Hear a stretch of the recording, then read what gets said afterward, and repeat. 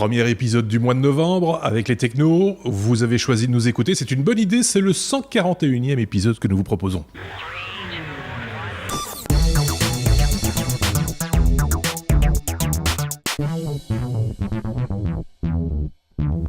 Un 141e épisode un petit peu particulier, vous allez vous rendre compte par rapport aux sujets qui seront abordés et à la quantité de sujets qui seront abordés. Ça va être un épisode sans doute un tout petit peu plus court que d'habitude, on vous explique ça dans un instant. Ça va se passer avec Marc, essentiellement, je serais tenté de dire. Salut Marc, qui a suivi l'actualité technologique de la semaine pour nous, vous le savez, hein, c'est notre revue de presse technologique hebdomadaire. Et puis vous avez entendu quelqu'un tousser, parce que Marc ne sera pas tout seul, effectivement. Il y a également Xavier qui sera des nôtres un petit peu en dernière minute. Et c'est de ma faute si le numéro d'aujourd'hui sera un petit peu plus court, donc je tiens à m'excuser, mais j'ai vraiment pas eu l'occasion de préparer ce numéro. Il m'est arrivé 2-3 petites choses et voilà, aujourd'hui je suis désolé, mais ce sera un peu plus court à cause de moi. C'est pas grave. Et aucun autre chroniqueur, forcément, n'était disponible. Que ce que vous voulez, c'est comme ça. On a tous un métier en dehors de faire les technos, je tiens à le signaler au passage. C'était la course, je viens de rentrer il y a 5 minutes. Voilà. Mais donc, voilà. Mais finalement, on est là tous les trois pour cet épisode, ce 141e épisode des technos. Et de l'actualité, il y en a eu pas beaucoup, mais il y a eu quand même un petit peu d'actu. Avant d'aborder les sujets de la semaine, un petit coup d'œil, si vous le voulez bien, sur le courrier des auditeurs, et on va commencer avec justement un message qui concerne un hors-série dont tu t'étais occupé, Xavier, avec Sébastien, l'autre Sébastien, j'ai envie de dire chaque fois, concernant le Ledger, hein, c'est ça, le Ledger Nano S. Donc c'était ce portefeuille de crypto-monnaie, donc portefeuille matériel, qui permet de sécuriser ses bitcoins, ses Ethers, etc.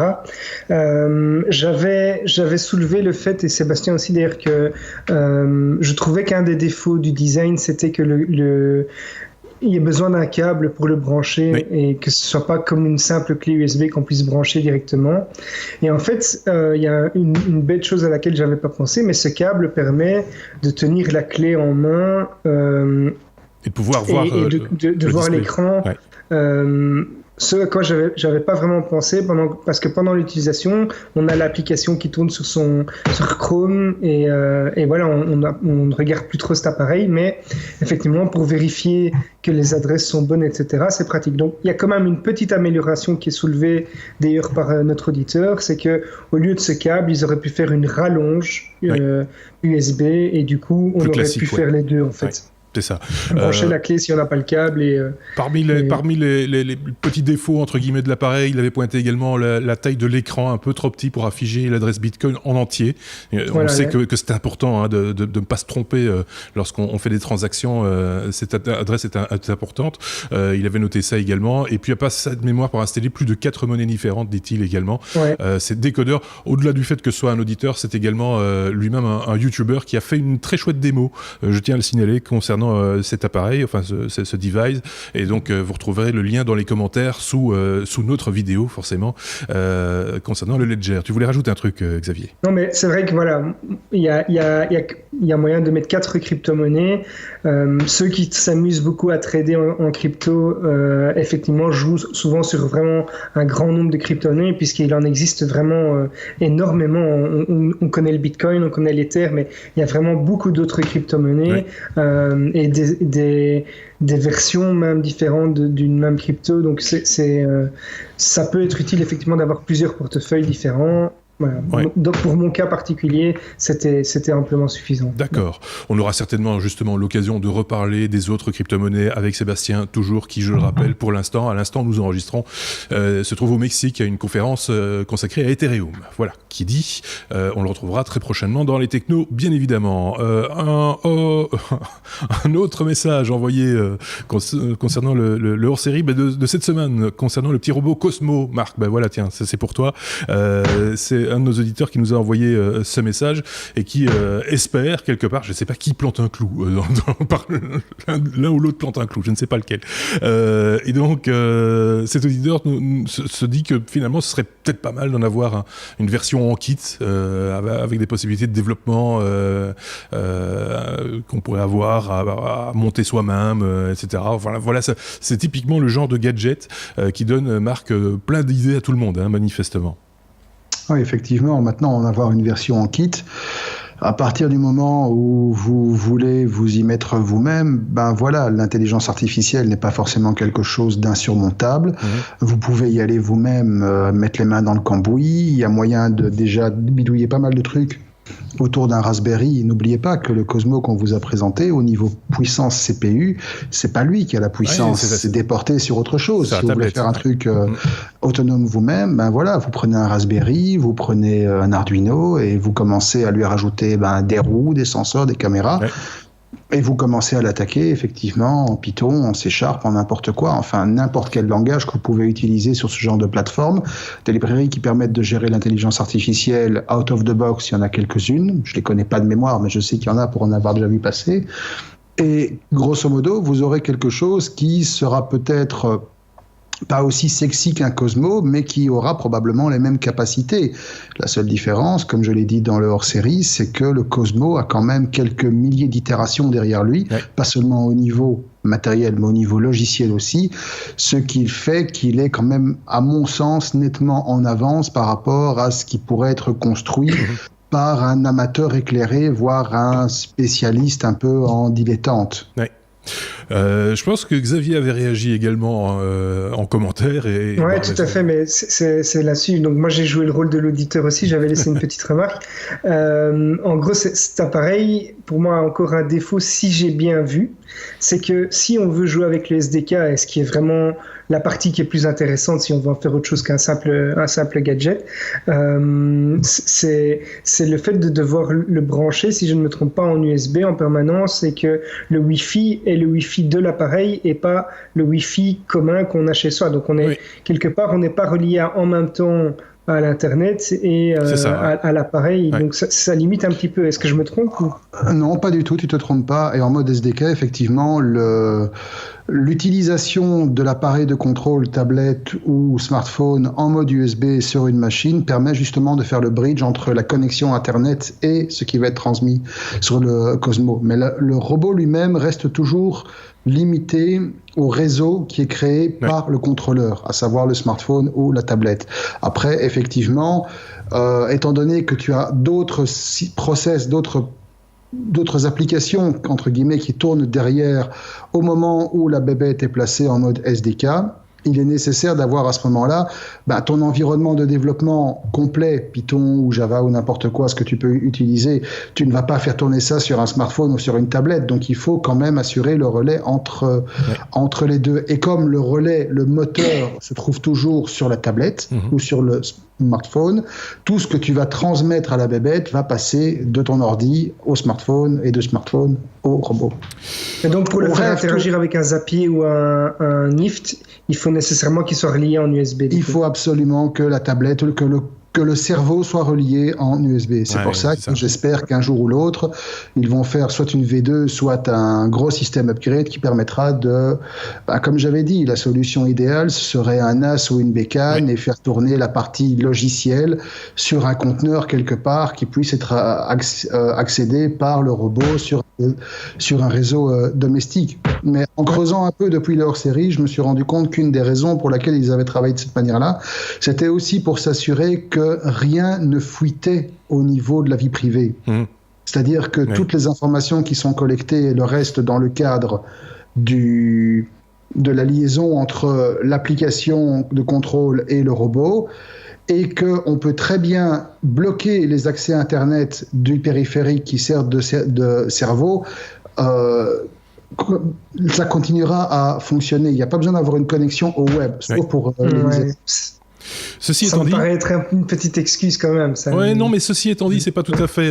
Il y a quand même un bruit chez l'un d'entre vous, c'est des fois un petit peu gênant, mais c'est pas grave. Ça va s'arranger, j'en suis sûr. Il y a un bong, mais soit. Par contre, ce qu'il faut rappeler, c'est que c'est vendu quand même comme étant un jouet. C'est vendu comme étant un jouet. Et on sait qu'il y a eu des histoires parmi des fabricants de jouets avec des objets connectés qui ont eu des soucis entre guillemets sur des collectes d'informations et des choses du genre. Il y a des sextoys qui ont eu des soucis. Hein. Oui, ici c'est un jouet pour enfants, Xavier, soyons clairs. Donc voilà, ceci explique aussi peut-être cela, les limitations qu'ils ont placées. Alors, autre que technologique, c'est peut-être aussi, ça tombait peut-être bien comme ça. Finalement, ils se sont dit, tant mieux, comme ça on n'aura pas d'ennui.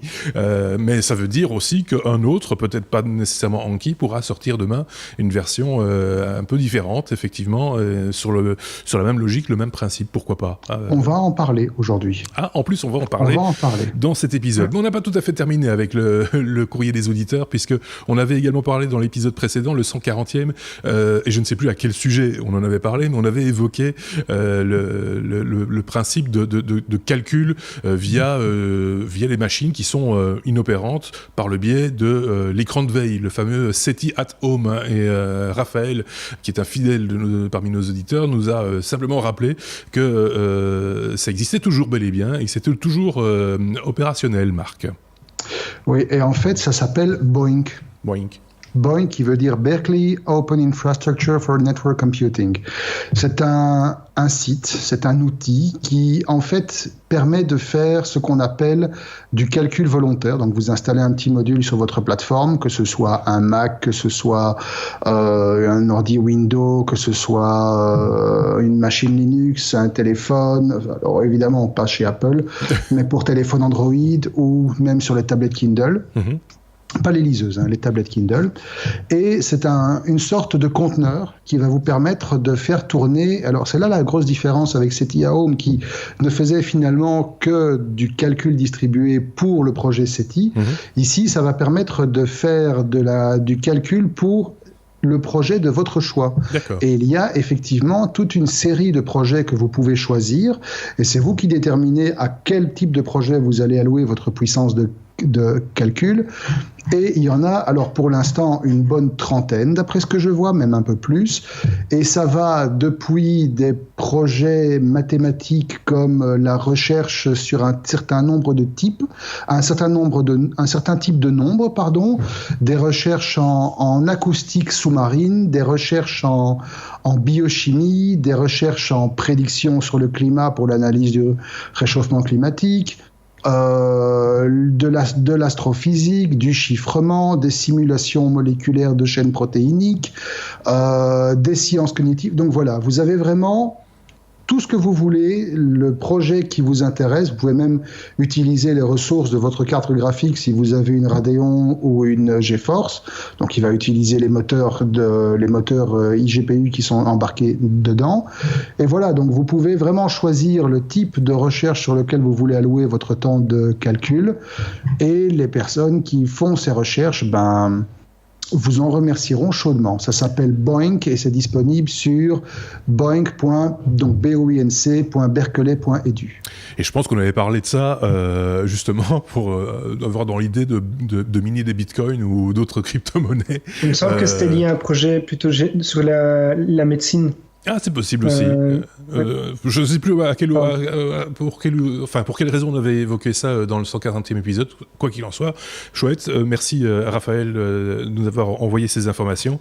On ne savait pas. Enfin, on n'avait pas suivi ça en tout cas ces derniers temps. Je pense que là, on va pouvoir entamer notre abécédaire classique avec Marc qui va beaucoup parler. J'espère qu'il est en pleine forme. Il est remonté comme un coucou suisse. On va commencer avec la lettre A comme Apple, Marc. Et l'histoire de cette demoiselle qui a filmé le smartphone de son papa.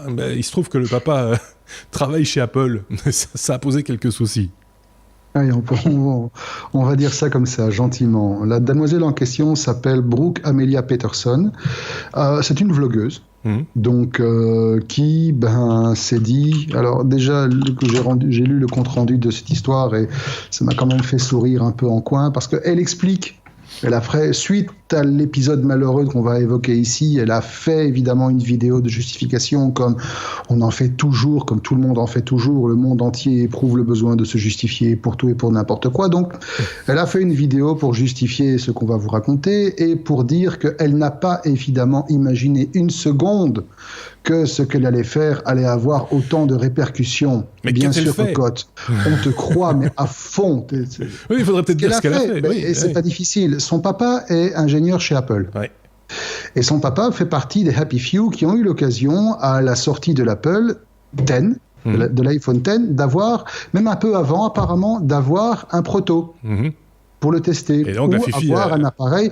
Et donc la Fifi, alors elle a déjà pu jouer avec, ce qui, d'après ce que j'ai pu comprendre, est déjà en dehors de ce qui est autorisé par Apple, c'est-à-dire que si tu travailles chez Apple, tu travailles sur un projet avant que le projet ne soit sorti commercialement, ben, tu n'as pas le droit d'en parler à qui que ce soit, même à ta famille.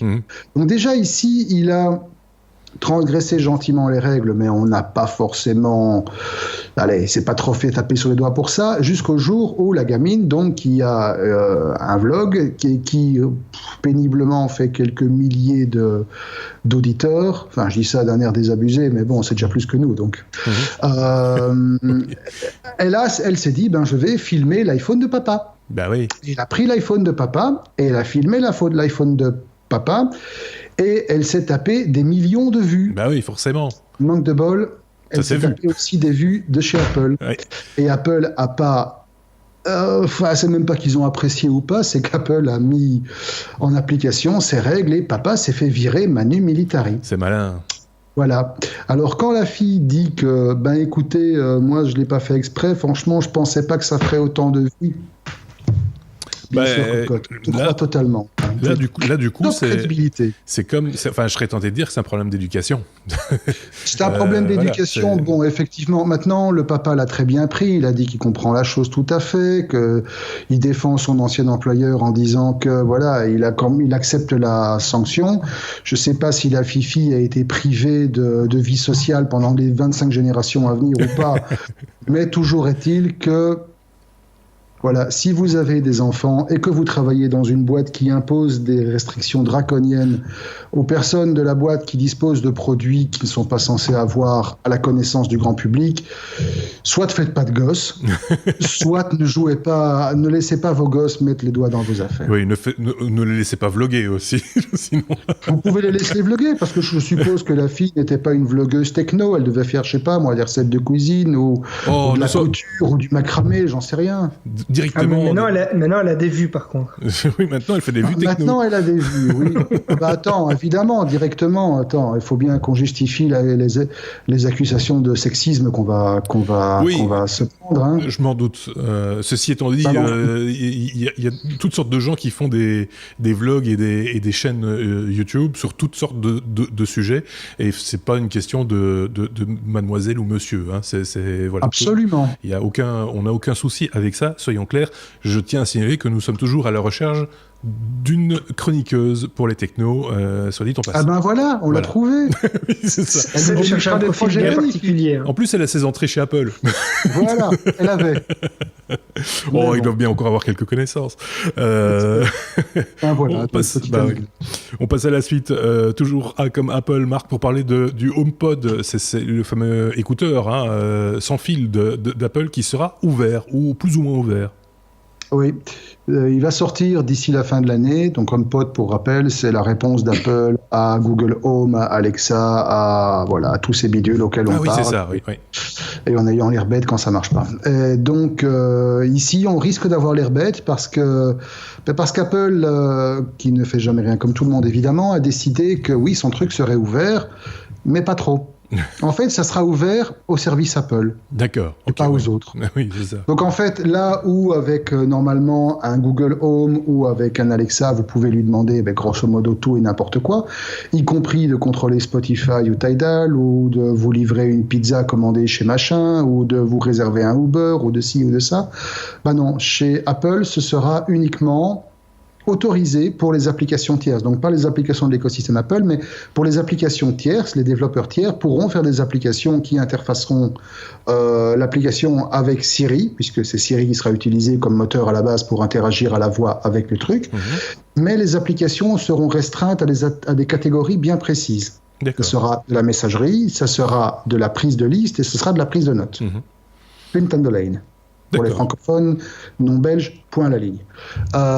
Donc ça veut dire qu'un Siri ne sera pas contrôlable à la voix. En fait, il n'y aura que Apple Music. Autrement dit, si vous voulez vous la péter devant vos potes et utiliser le HomePod pour contrôler votre musique à la voix, vous devez casser votre tirelire et acheter un abonnement Apple Music. D'accord. Les autres, c'est niette.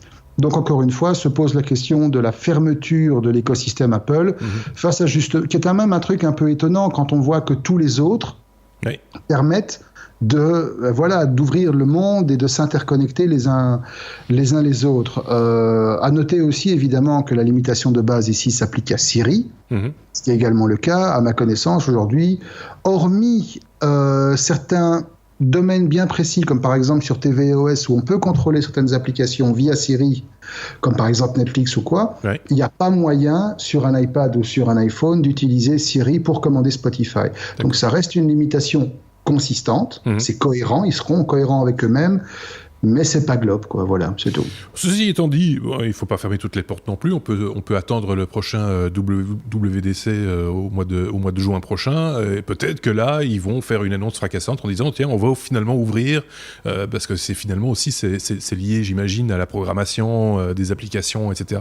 C'est un petit peu comme les notifications au début. Il n'y avait pas des masses d'applications qui pouvaient utiliser le principe des notifications à l'intérieur d'iOS. Donc, on pourrait éventuellement imaginer qu'à terme il l'ouvre un tout petit peu plus en ayant toujours des restrictions à la Apple. Hein. Ça, je ne me fais pas beaucoup Affaire à suivre. Affaire à suivre, comme on dit dans ces cas-là. Je ne sais pas si Xavier avait un truc à rajouter sur ce sujet. Je ne connais pas assez Apple, malheureusement. C'est bien ce que je pensais. Voilà. Donc nous cherchons une chroniqueuse qui s'y connaît un petit peu en produits Apple. Je complète la petite annonce. Blonde. Non, pas nécessairement. Non. Si, rousse alors. Non, mais arrêtez. On passe à la lettre C. Il n'y a pas de B. C'est comme crypto-monnaie. Si vous reste un smartphone, un Samsung Galaxy S5, c'est ça pourrait vous servir éventuellement, hein, Marc? Non, ça peut vous servir, vu que Samsung vient de sortir en fait les plans, les schémas d'un rig de minage. Donc un rig de minage, c'est un dispositif où vous avez plusieurs machines qui travaillent ensemble pour fournir de la puissance de calcul qui permettent de faire du minage de Bitcoin. Ah oui, il va falloir un paquet de S5 alors. 40 pour être exact. D'accord. Mais vu que le téléphone se trouve relativement facilement sur eBay ou sur les sites de vente de deuxième main, il y a effectivement une possibilité, surtout que, faut les avoir. Premièrement, il faut construire le bidule. Ça n'a pas l'air très compliqué. Et puis, il faut les rentabiliser. Et il faut les rentabiliser, mais il ne faut pas oublier quand même que 40 i5, les uns connectés aux autres, donnent une puissance de calcul quand même largement supérieure à celle d'un Core i7 sur votre machine de bureau, par exemple. Et finalement, c'est une manière sympa que Samsung a trouvé de recycler des vieilles machines. Oui, c'est pas complètement idiot. Non, c'est pas idiot du tout. C'est effectivement la puissance est quand même là, relativement importante. Maintenant, ça reste le truc du petit projet qu'on met sur le côté. Il faut pas oublier que ceux qui font du minage professionnel, ils travaillent avec des fermes de minage, ils travaillent avec des cartes spécifiques. Des machines qui sont même faites pour ça. Hein. C'est des cartes graphiques, principe des GPU. Hein, c'est c'est de la puissance. Je disais quand même, il y a des architectes, des designers d'ordinateurs qui ont créé des machines spécifiques avec la puissance de calcul spécifique pour le minage, donc une espèce de logique câblée qui facilite entre guillemets les choses et qui ont plus de rendement du coup.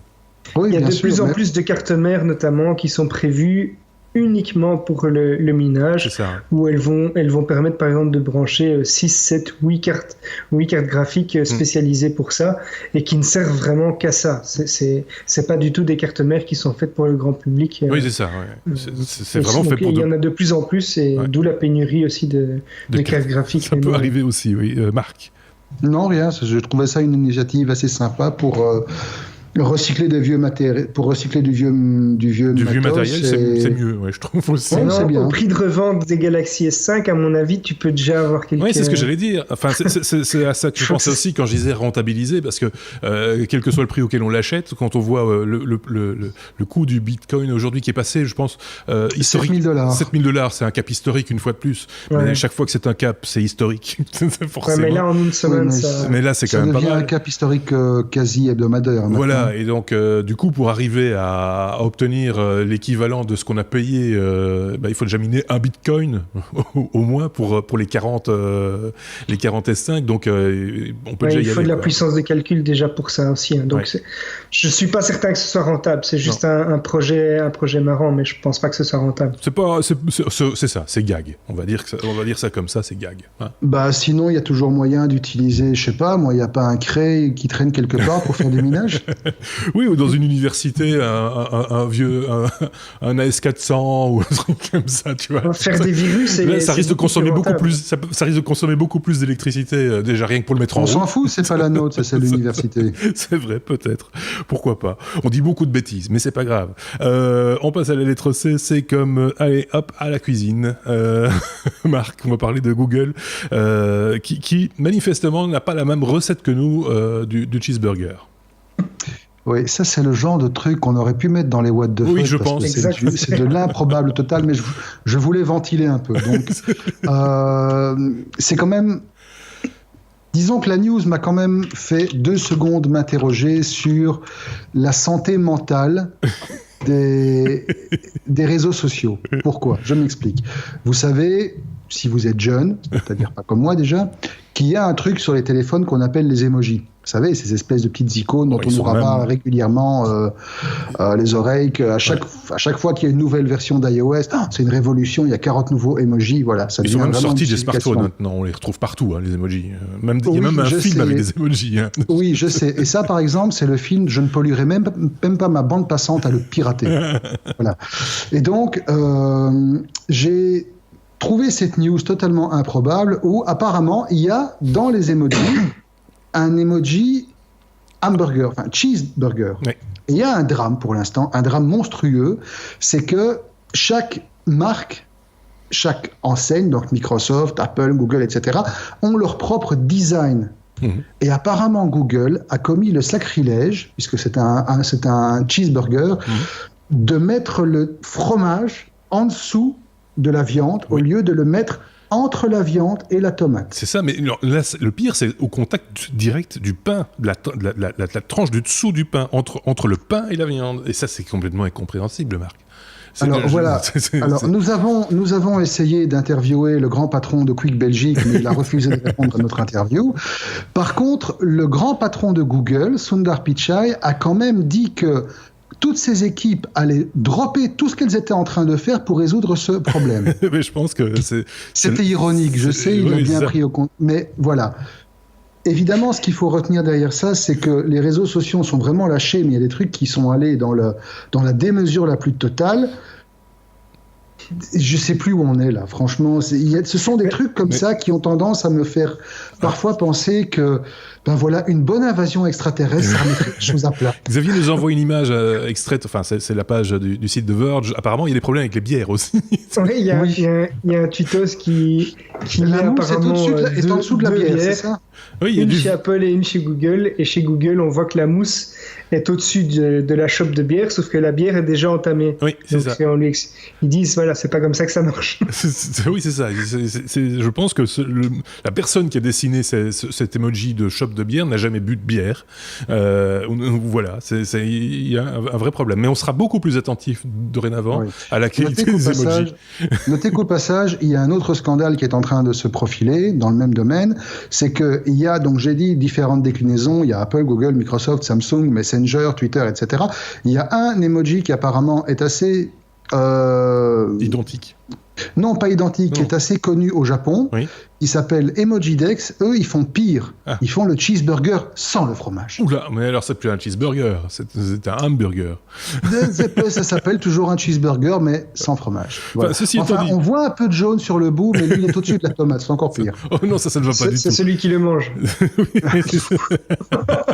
Dit-il. Non, ouais, c'est vrai que des fois, on peut se demander, quand on regarde un emoji, on se dit, tiens, qu'est-ce que c'est, etc. Je rappelle qu'on a une Miss en Belgique qui a pris l'emoji caca pour du chocolat. Je le rappelle au passage. Hein. C'était une excuse. C'était une excuse bidon, mais c'était. Et maintenant, chaque fois qu'on en voit, on se dit, tiens, finalement. Bref. Je rappelle au passage qu'on a des acteurs aussi grandioses que Patrick Stewart qui se sont commis dans le film Emoji. Oui, en plus, ça, on va pas revenir là-dessus. Hein. On n'est pas un podcast cinéma, et heureusement d'ailleurs. Non.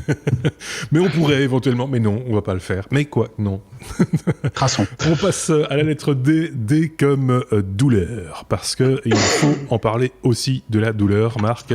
Et ça c'est une news que j'ai vue aussi, que j'ai trouvé vraiment pas mal. C'est la réalité virtuelle qui pourrait être utilisée pour soigner les douleurs fantômes. Alors, il faut rappeler ce que c'est une douleur fantôme déjà. Alors, une douleur fantôme, c'est une douleur qui se manifeste dans un endroit où vous ne devez plus sentir de douleur. C'est-à-dire, si vous avez eu l'extrême malchance de devoir être amputé d'un membre ou d'être atteint de para ou de tétraplégie, il y a à un moment donné dans votre corps quelque chose qui ne fonctionne plus et l'influx nerveux n'arrive plus à la partie qui soit est invalidée, soit vous manque. Or, les personnes qui ont subi ce genre de traumatisme ont quand même souvent tendance à ressentir des sensations douloureuses aux endroits où ils ne sont plus censés ressentir cette sensation.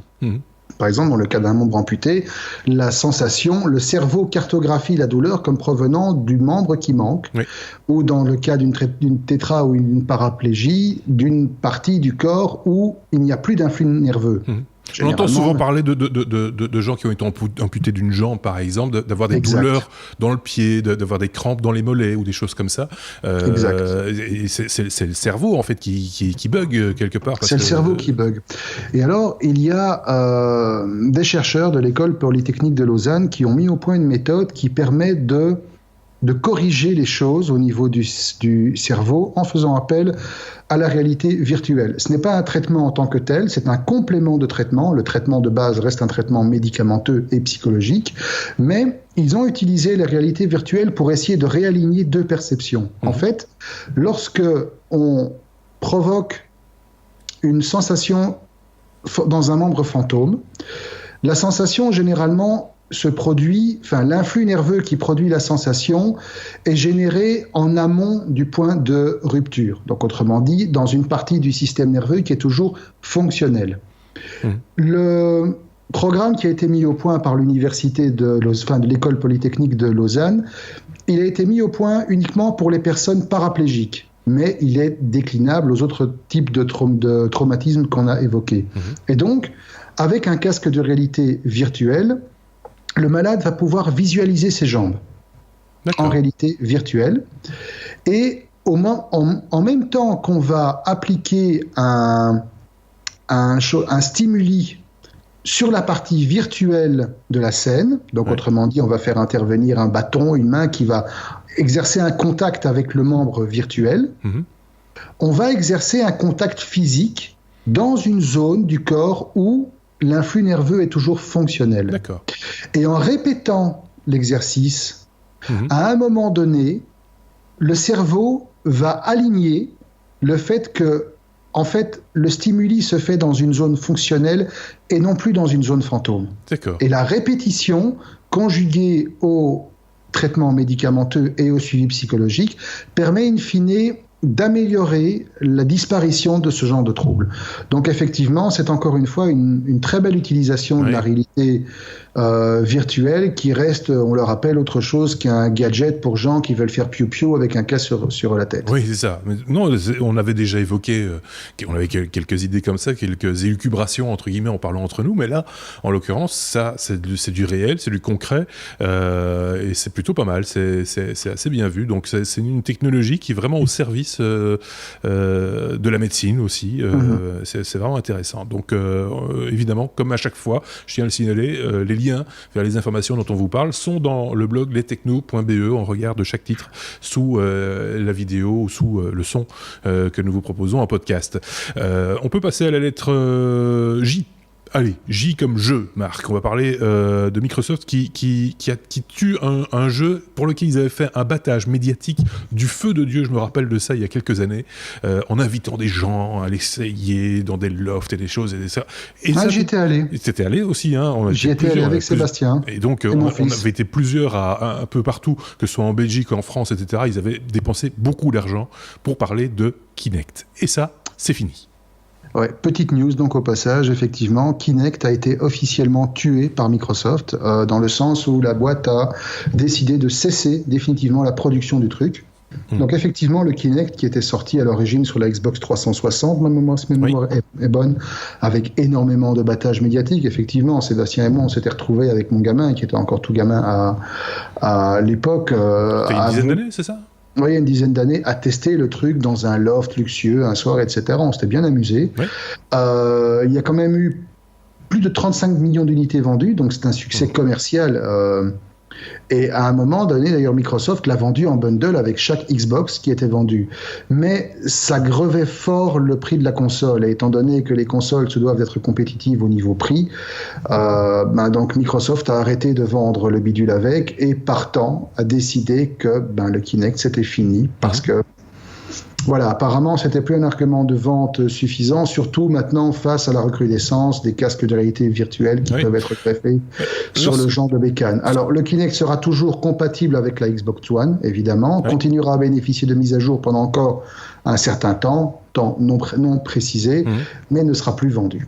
Mais c'est assez bizarre parce que moi je me rappelle dans l'année qui a suivi cet appareil, tout le monde était d'accord pour dire que c'était sinon révolutionnaire, en tout cas un device supplémentaire qui allait aller peut-être remplacer demain le clavier ou tantôt la souris ou autre chose, et que on allait pouvoir peut-être un jour les brancher sur les PC, on s'y attendait de la part de Microsoft, pourquoi pas, et finalement rien de tout ça, rien n'est apparu en bout de course.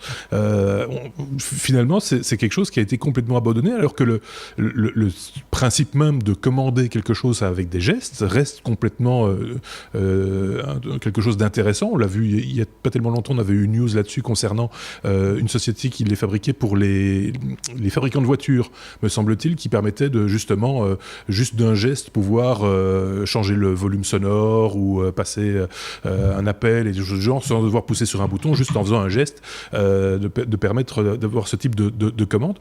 Pourquoi est-ce que cette Kinect disparaît maintenant ? C'est ça la question que je me pose, et je vois le doigt de Xavier se lever. Non, mais je trouve aussi que c'est une technologie qui n'a pas encore été assez exploitée, et qui, même si elle a été exploitée, a pourtant encore un certain intérêt, puisque les concurrents développent des solutions avec le casque de réalité et des capteurs qu'ils intègrent dans les manettes pour reproduire les mouvements, etc.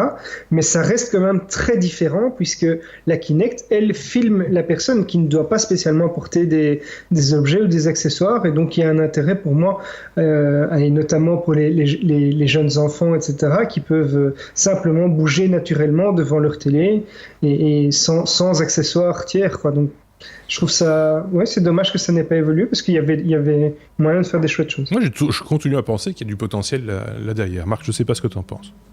Mais de toute façon, la Kinect n'est pas le seul périphérique de ce style qui pouvait être utilisé avec des jeux vidéo, en tout cas sur PC et sur Mac.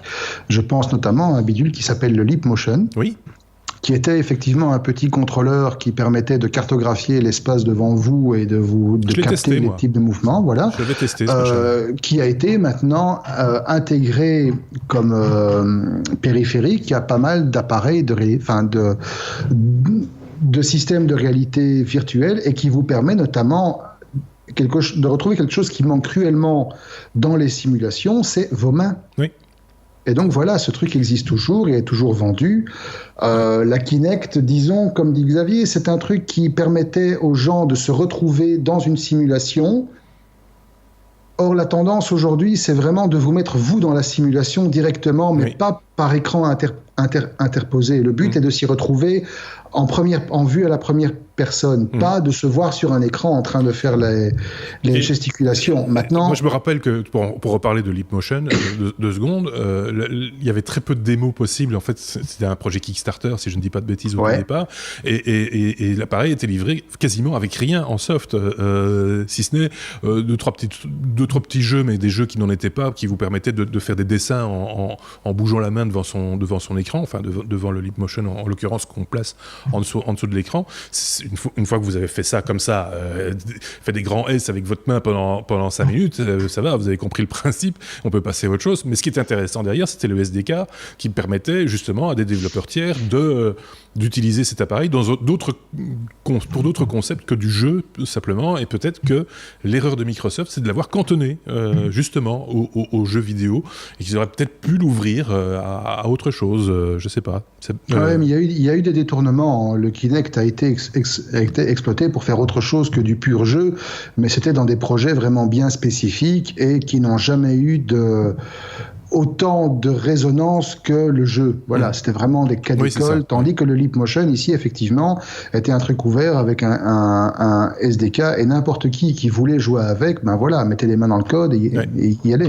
Et c'est là qu'on voit apparaître des choses auxquelles on n'aurait peut-être pas pensé, qui sortent complètement du contexte du jeu, mais qui peut, par exemple, aussi peut-être aider des gens qui d'une manière ou d'une autre. Hein, voilà, la gestuelle devant l'écran, c'est pas un truc complètement éteint, complètement terminé. Ça peut encore rendre des services, et c'est pas parce que Microsoft l'abandonne que pour autant on va abandonner le concept. Hein. Je pense que c'est bien résumé, je pense. On passe à la lettre M comme médicament. Décidément, on vous soigne. Cette semaine, Marc, on parle d'Amazon qui obtient sa licence pour vendre des médicaments en ligne. Ça, je ne sais pas si c'est une très très bonne idée, mais bon. Étonnamment, il le faisait déjà. Ah. Et au Japon, en fait, déjà via le service Prime Now, Amazon livre des médicaments. Donc c'est pas une nouveauté. Par contre, c'est une nouveauté sur le territoire américain, parce qu'évidemment pour l'instant c'est limité au territoire américain, dans une douzaine d'États. Je n'ai pas pu trouver lesquels, mais bon, c'est pas très intéressant parce que de toute façon, ça nous concerne pas. Et donc, légalement, la boîte est habilitée à proposer les mêmes produits qu'une pharmacie. Et c'est là que c'est bien intéressant parce que ça inclut aussi les médicaments sur ordonnance. D'accord. Alors, ce qu'il faut savoir, c'est que ça a eu 2 effets immédiats. Premier, c'est que la majorité des chaînes pharmaceutiques US sont dévissées en bourse à l'annonce. C'est quand même relativement symptomatique. Quand un géant comme Amazon se lance dans un truc où il s'était jamais lancé sur un marché précis, généralement tout le monde panique un gros coup. Oui. Ça a été le cas. Et deuxièmement, le projet n'est pas encore entériné à 100%. En effet, Amazon se laisse jusqu'à Thanksgiving, donc fin novembre, pour décider si le marché pharmaceutique est quelque chose qui l'intéresse ou pas. Donc, ce qu'il faut noter aussi, c'est que la boîte a recruté différents experts dans le domaine récemment. Ça corrobore l'intérêt qu'Amazon a dans le secteur, mais ça ne dit pas s'il va s'y ancrer de manière durable. Donc, à mon sens, c'est de nouveau un de ces multiples projets, side projects, où Amazon essaye de tâter un peu le terrain pour voir ce qui est possible de faire. Ça ne va pas forcément déboucher sur quelque chose de concret, mais c'est un indice que Amazon, de toute façon, pour survivre, doit se diversifier de plus en plus par rapport à son core business. Ceci étant dit, le médicament sans conseil autour, sans le conseil d'un pharmacien, moi j'éviterais quand même quelque part. Plus deux même. Voilà, c'est ce qu'on reproche aussi à ces grandes surfaces qui s'ouvrent un petit peu partout, ces chaînes de pharmacie où ils préfèrent évidemment vous vendre du shampoing homéopathique que des cachets pour la toux, mais qui malgré tout sont des officines et chez qui vous pouvez aller chercher un médicament avec une ordonnance en bonne et due forme, mais qui vont pas nécessairement vous donner les conseils en disant tiens, vous avez cette ordonnance, attention, ne prenez pas tel autre médicament avec, enfin tous les conseils qu'un pharmacien peut vous donner sur les contre-indications d'un médicament et le bon usage de celui-ci. Alors à la vente en ligne, n'en parlons pas, parce que là c'est vraiment on commande, on reçoit et c'est parti. Là c'est vraiment, on ouvre la boîte de Pandore à mon avis. Oui, n'oublions quand même pas que pour répondre à ça, premièrement, les chaînes généralistes, les grandes surfaces du médicament qui s'ouvrent notamment dans notre pays sont quand même encadrées relativement strictement par la loi, et ce sont des pharmaciens qui y bossent, ce ne sont pas des employés qui vendent du shampoing, ce sont des pharmaciens qui ont une formation en tant que tels. Tous ne sont pas pharmaciens. Tous ne sont pas pharmaciens, mais tu dois avoir au moins un pharmacien officiel par magasin quand même. Et la deuxième chose, il ne faut pas oublier non plus que tous ces trucs de vente en ligne ne vendent jamais des médicaments sur ordonnance. D'accord. Les trucs que tu achètes sont des trucs tout venant, on peut trouver un tube d'aspirine, etc. Maintenant, effectivement, de plus en plus, quand tu achètes quelque chose, j'ai déjà fait la remarque, parce que moi, ça m'arrive, par exemple, d'acheter ce genre de truc, des gouttes pour le nez. Il t'envoie quand même un mail avec des indications disant pas plus de X jours, évitez de le prendre avec telle et telle combinaison, etc. Donc il y a quand même un suivi minimum qui est fait. D'accord. C'est pas juste t'achètes un truc et voilà. Ouais. Maintenant, bon, est-ce qu'il y a vraiment besoin de faire un suivi sur de l'aspirine, sur des trucs comme ça? De toute façon, il faut aussi noter que sur ce genre de plateforme de vente en ligne, les quantités qu'on peut acheter sont assez limitées. Pas question d'arriver et de dire vous m'en mettez 40. Hein. Non, généralement, je peux en acheter 2 à la fois, pas plus. Oui, j'ai de très grandes narines, j'ai besoin de... j'ai un très gros... J'ai fait un cocktail le soir au shaker. Oui, c'est ça. Non, mais c'est vrai que, bon, ceci étant dit, moi, je reste peut-être un peu vieux jeu, mais je préfère ma bonne vieille pharmacienne. Enfin, je dis vieille, je parle de l'officine, pas de la personne. La jeune. Ça fait rêver. Mais parce que voilà, parce qu'elle me connaît, on se connaît, et que elle sait quels sont mes bobos, et enfin voilà. Donc c'est aussi un rapport qu'on peut avoir avec l'être humain. Je pense qu'il y a certaines fonctions comme ça, certaines professions qui méritent d'avoir encore de l'humain, du relationnel de temps en temps, quoi. On passe à la lettre S comme sécurité. Si vous le voulez bien, on va parler d'une clé USB contenant 2,5 GB d'informations confidentielles et qui traînait comme ça, sur le pavé. Bizarre. Par terre, juste par terre, comme ça. Par terre, un peu à l'écart de la sortie de Heathrow, l'aéroport de Londres. D'accord. Et en fait, sur cette clé USB, il y avait donc 2,5 gigas de données, pas n'importe quoi. On y trouvait par exemple les trajets empruntés par la reine d'Angleterre pour se rendre à Heathrow. On y trouvait notamment les protocoles de sécurité pour l'accès à la zone où la reine embarque. On y trouvait notamment 174 documents classés comme hautement confidentiels, non chiffrés, non cryptés, non protégés par mot de passe, concernant les mesures de sécurité autour de certains ministres, sur les horaires et les chemins de patrouille des unités antiterroristes, les emplacements des caméras de sécurité, les tunnels d'accès avec les protocoles d'accès aussi. Donc voilà, c'est un véritable nid de données confidentielles qui a été trouvé par terre par un monsieur qui se baladait. Il avait une clé, il a dit « Ah tiens, une clé USB, je vais la mettre chez moi. » Ah, il y a des trucs assez intéressants dessus. Et donc, premier conseil déjà, quand vous trouvez une clé USB, ne la mettez pas. Ne la mettez jamais sur votre volant. Oui, c'est ça. Là, déjà, il y a une faille de sécurité. Il y a une faille de sécurité, effectivement. Mais bon, tout le monde n'est pas forcément au fait. Oui. Tu trouves une clé. Et puis là, en l'occurrence, c'est bingo, pour le coup. Ouais. Et là, c'est bingo. Alors, on dit quand même que tout ça s'applique à un aéroport qui est quand même majeur. Heathrow, c'est quand même 75 millions de passagers en 2016. Et c'est quand même un nœud au niveau du trafic d'entrée en Europe. Alors évidemment, le porte-parole de Heathrow n'a pas tardé à réagir, à rassurer tout le monde en disant que la sécurité des passagers et des employés reste la priorité de l'organisation, enfin de la boîte qui gère l'aéroport. Ils assurent que de toute façon, quoi qu'on ait pu trouver sur la clé, c'est inutilisable parce que les protocoles sont remis à jour régulièrement, etc. Qu'ils ont lancé une enquête interne, le blabla habituel, le marketing bullshit, le bullshitage standard pour vous dire dormez bien, tout se passe bien, de toute façon on s'en occupe, voilà, débranchez votre cerveau. De toute façon, la reine ne sort plus. La reine ne sort plus, etc. Mais voilà, encore une fois, en des moments où on nous bassine tellement avec la sécurité à tous les niveaux et où on justifie absolument tout et n'importe quoi au nom de la protection contre le terrorisme, ben voilà, ce genre de truc, ça aurait pu être dans les what the fuck aussi. Oui, et c'est même pas encrypté, donc rien, que dalle, en clair. C'est aussi clair en fait que les fichiers de la SNCB qui se fouillent sur Internet. On le rappelle pour nos amis français, la SNCB, l'équivalent de votre SNCF, avait laissé fuiter en gros le fichier client. Le fichier client avec les informations de paiement en clair. Voilà, en CSV, non crypté sur un serveur public. Donc là, c'est du même acabit.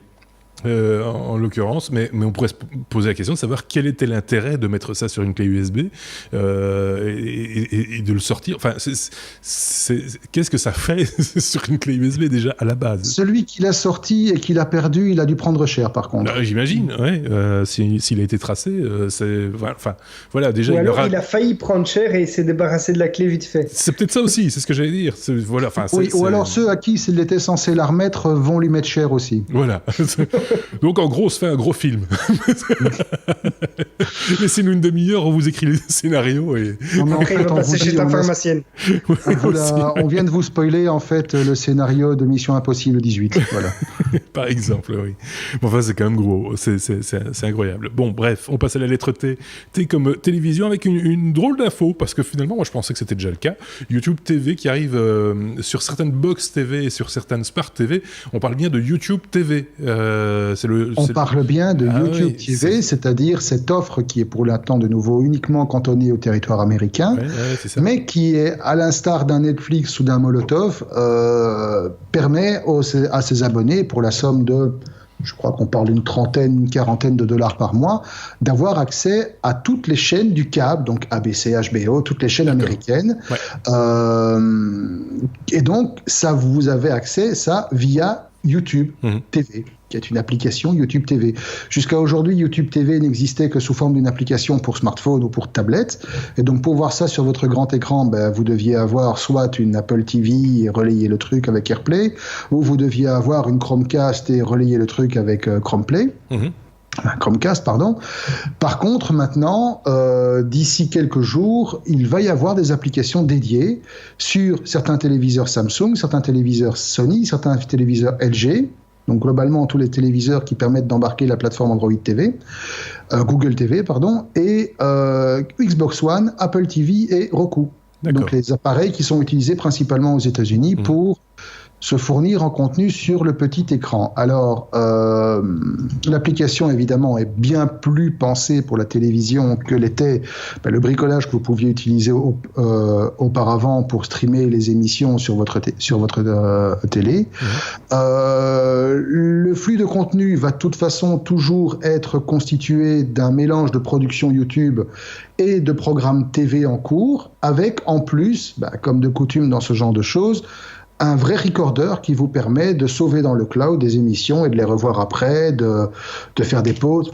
Vraiment le système de TV à la demande, comme on le connaît, sauf que cette fois-ci, c'est vraiment un opérateur de premier plan qui se lance dans la chose, avec vraiment une orientation grand public, et surtout avec derrière toute une intelligence, le mot est relatif, mais toute une intelligence qui lui permettra de vous recommander, à la manière de YouTube qui vous recommande déjà des vidéos sur base de votre historique et de ce que vous regardez comme truc, de pouvoir pousser en avant certains types de contenus plutôt que d'autres en fonction de vos préférences, en fonction de vos abonnements, en fonction de vos goûts, de votre historique, etc. Ce qu'il faut savoir aussi, Marc, il me semble en tout cas, c'est qu'aux États-Unis, l'accès au câble, à la télédistribution, comme on l'appelle chez nous, est assez coûteux. Dans certaines villes, en tout cas, c'est beaucoup plus cher que chez nous, il me semble. Je ne saurais pas te le dire. Je ne suis jamais vraiment intéressé au truc. En tout cas, le tarif est assez agressif. Le tarif proposé par YouTube semble assez agressif. Et donc, il risque fort de changer un peu la donne, en tout cas sur le territoire américain, parce que pour revenir chez nous avec ce type de projet, ça risque d'être un peu plus compliqué, parce que je rappelle toujours, on avait parlé quand on avait parlé de Molotov il y a quelques temps déjà, il y a toute cette question de gestion des droits internationaux qui, en Europe, ça va se décanter, on le sait bien dans les années qui viennent, mais on n'y est pas encore. Donc il reste encore des barrières, quoi. Oui, exactement.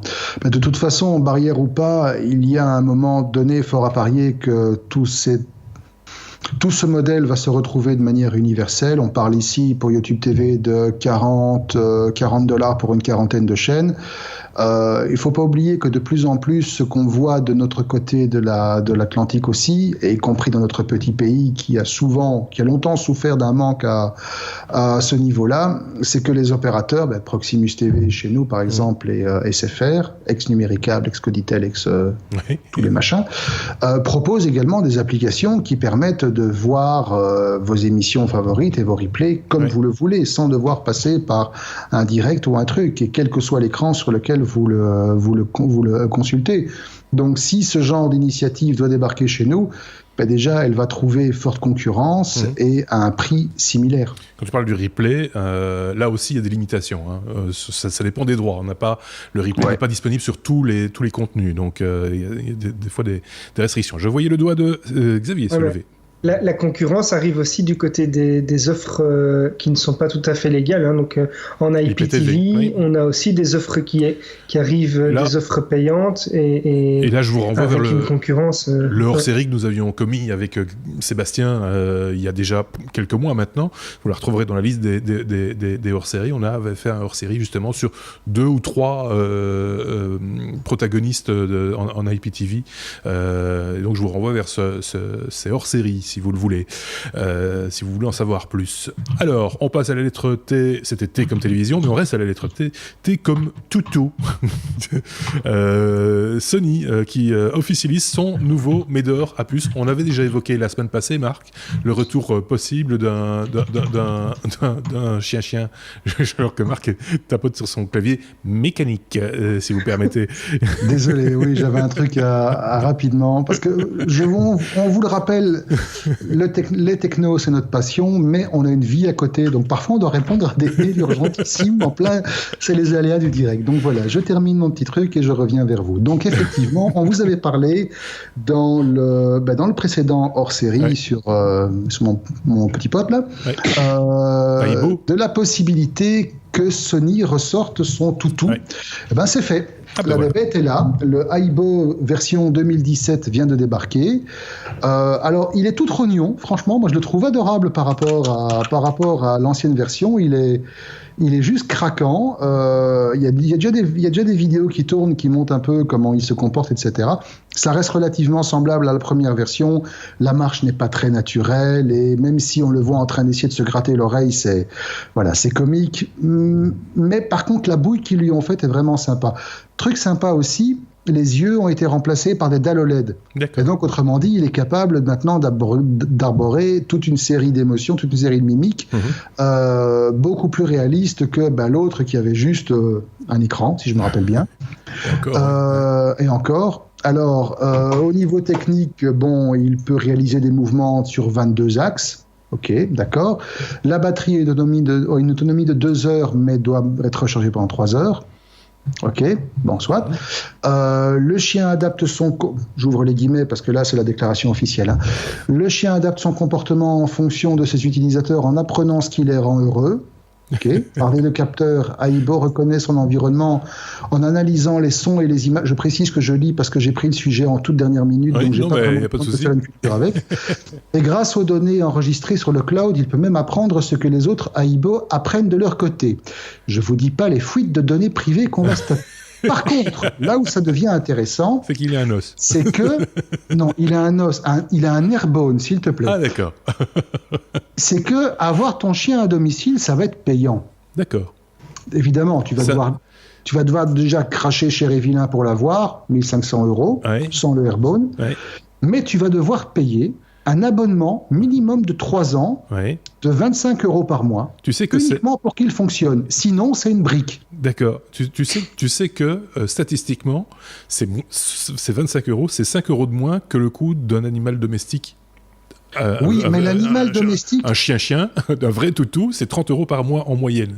Mais le vrai toutou, il vient pisser dans tes pelouses. Oui, c'est vrai. Lui, pas.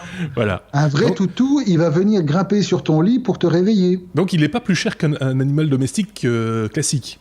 Non, il n'est pas plus cher qu'un animal domestique classique. En fait, ça offre quoi, cet abonnement de 25 € par mois ? Ça vous permet en fait d'activer la connectivité Wi-Fi, la connectivité LTE, la sauvegarde dans le cloud et quand même quelque chose d'un peu essentiel, les fonctionnalités de l'application de contrôle qui va tourner sur le smartphone. D'accord. Donc effectivement, oui, pour l'instant, le truc va être limité au Japon, bien entendu. Dans un premier temps, on ne sait toujours pas si ça va être vendu dans d'autres pays à terme. De toute façon, au Japon, si vous y allez à partir de janvier 2018, vous pouvez vous en offrir un et nous dire ce que vous en pensez, si vous jouez avec. On est ouvert à la rigueur pour un hors-série par délégation. Pourquoi pas. Mais bon, au pire des cas, sinon... un vrai chien, c'est mieux. Voilà. Mais ça pue. Enfin, non, un vrai chat. Ou un vrai chat. Un vrai chat, c'est bien. Un chat qui vient faire ses griffes sur votre visage à 3h du matin, c'est bien. Oui, par exemple. Ou sur le canapé tout neuf en cuir qu'on vient d'acheter, par exemple. Non, ça non. Mais avec celui-là, tu peux prendre des photos et les stocker dans le cloud. Voilà. Et en plus... Mais mon chat aussi, monsieur, je peux lui coller une webcam sur la tête. C'est pas faux. Mais en même temps, tu vas avoir du mal à le télécommander. Donc, c'est les vies en contre-plongée qui intéresse Xavier en l'occurrence. Mais bon, soit. Passons.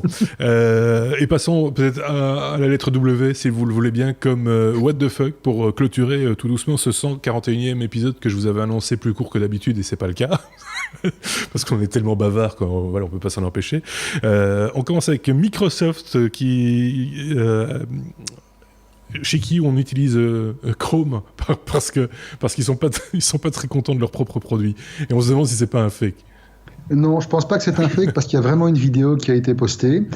Et en fait, l'aventure est... on se rappelle tous de toute façon l'histoire qui est arrivée à Bill Gates après la présentation officielle de Windows 98, le Blue Screen of Death qui a foiré en pleine présentation officielle. Donc, et en fait, ici, c'est quelque chose d'assez similaire qui est arrivé à un monsieur qui s'appelle Michael Leworthy, qui est directeur de l'infrastructure Microsoft Azure, donc le cloud de Microsoft, quand même rien que ça. Et lors d'une présentation, grosse présentation, le monsieur était en train de présenter plusieurs fonctionnalités de la plateforme cloud computing et ça marche pas. Ça a planté. Ça marche pas parce que le navigateur qu'il utilise pour faire les démonstrations, qui s'appelle Edge, forcément, crash à répétition, impossible de faire fonctionner le truc. Et donc, le monsieur qui était très flegmatique et très... comme ça, très détaché, n'est-ce pas, se dit, écoutez, c'est pas grave, je vais changer de navigateur. Sauf que en pleine présentation, on trouve un autre navigateur quand tu es chez Microsoft, ça le fait moyen. Et donc, le monsieur s'est retrouvé à installer Chrome en pleine session de présentation. D'aller sur Internet, il a installé Chrome, et une fois qu'il a installé Chrome, il a continué son truc gentiment. Et ça a fonctionné. Ça la fout mal, et ça a fonctionné, évidemment. C'est magnifique. Moi j'ai déjà eu le cas, hein. J'ai appelé une fois le support de Microsoft parce que j'essayais d'installer des licences via leur programme Microsoft chez un client et ça marchait pas, ça plantait tout le temps et pour finir, le support m'a conseillé d'utiliser un autre explorateur qu'Internet Explorer. C'est incroyable. Et c'est Microsoft qui le dit. Donc ouais, absolument. C'est vraiment... on savait, entre nous, que ça fonctionnait mieux sous Chrome ou sous Firefox, soyons clairs, hein, on va pas non plus se mentir, mais qu'eux-mêmes ne s'en étaient pas encore rendus compte. Non, mais et puis dans le support, en fin de scénario, là, quand t'as posé toutes les questions, c'est installer Chrome. C'est ça, c'est la solution d'urgence, c'est comme le reboot, quoi, après l'écran bleu, simplement. Bref, est-ce qu'on en a terminé ? Non, pas encore tout à fait, Marc, puisqu'il y a un second effet qui se coule dans ce What the fuck, avec cette information concernant la police britannique qui retweet accidentellement du porno et du piratage. Ouais, absolument, parce qu'ils font pas les choses à moitié. Alors officiellement, c'est une erreur humaine, évidemment. Vous imaginez bien que, à l'insu de leur plein gré, il y a un compte Twitter qui est géré par la police britannique, qui généralement retransmet, je sais pas moi, des trucs de police, on va dire. Je suis jamais c'est un peu comme chez nous, sans doute, quand ils demandent aux gens de ne pas, où ils donnent des consignes de sécurité parce qu'une autoroute est bloquée, parce que voilà, des choses comme ça. Bon, des trucs pareils. En fait, c'est le support opérationnel de la police d'Avon et de Somerset. D'accord. Truc quand même relativement officiel qui s'appelle AS Police Operation Support. Et en fait, ils ont, suite à cette erreur humaine, retweeté une diffusion illégale d'un match de boxe extrêmement suivi. Je connais absolument rien à la boxe, peut-être que les noms vont vous parler à vous. Match qui opposait Anthony Joshua et Carlos Takam. D'accord. Je connais absolument pas. Donc jusque-là, c'était croquignolet, c'était comique. Par contre, là où ils ont fait le double effet qui se coule, c'est qu'au moment des pauses de pub, ils ont streamé du porno. Et là, les noms des actrices, c'était quoi? Ça intéresse Xavier, parce qu'il ne connaît rien au boxeur. Je sais pas, je te laisse faire les recherches. Mais donc voilà, évidemment, BBC a déjà sorti des communiqués sur cet incident, puisqu'évidemment, c'est BBC qui streamait le truc à la base et que le truc a été détourné. Bon, on veut pas savoir comment. Toujours est-il que le lien a été supprimé en toute urgence après 1 heure, quand même. Donc voilà, retweet dû à une erreur humaine. Ceci étant dit, moi, plus rien ne m'étonne. Hein. Je suis quelqu'un. C'est du gentil, mais c'est pas la première fois que ça leur arrive, apparemment. Ah bon, d'accord, ok. Ceci étant dit, moi, un jour, je dis, c'est du même acabit que ces policiers qui se sont fait voler ma voiture, par exemple. Voilà. C'est du même genre, je m'étais fait voler ma voiture, ils la retrouvent et ils se la font voler. C'est un petit peu particulier. C'est une genre de mésaventures qui peut arriver avec ce genre de policiers, par exemple. Voilà, est-ce qu'ils étaient originaires de Molenbeek? Non. Si je ne me trompe pas, je peux me tromper sur quel ministre c'était, mais il y a un ministre, je crois que c'est le ministre de la Culture en France, qui s'était fait piquer son compte Twitter par son ado, et qui balançait des insultes chez tout le monde. Ministre de l'Environnement, je crois. Ministre de l'Environnement, ok, c'est possible. Ministre de l'Environnement, et son ado de 13 ans a commencé à insulter la Terre entière. C'est chouette. Donc ne laissez pas vos comptes traîner, les enfants peuvent jouer avec éventuellement. Voilà, on a terminé ce 141e épisode un tout petit peu particulier, vous l'avez compris, puisque Xavier n'a rien foutu cette semaine. Mais à coup de pas. il est juste là pour faire des petits commentaires et du bruit. Xavier était utile par sa seule présence. Oui, c'est ça. Et il le promet, dans les prochains épisodes, il se mettra au milieu de l'écran, parce que là,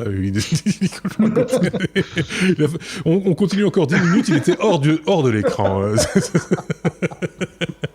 Voilà, pour terminer cet épisode, merci de nous avoir suivis. N'hésitez pas, si vous le voulez, à nous laisser l'une ou l'autre question ou réponse aux questions que nous nous sommes posées, parce qu'on s'en pose aussi de temps en temps des questions. N'hésitez pas à nous laisser des messages, que ce soit sur notre chaîne YouTube, sur notre blog lestechno.be ou via informaticien.be, puisque informaticien.be nous prend également nos contenus chaque semaine. Donc voilà, on se dit à très bientôt pour un hors-série, par exemple lundi. À très bientôt. Merci Marc, merci Xavier. Salut, ciao ciao.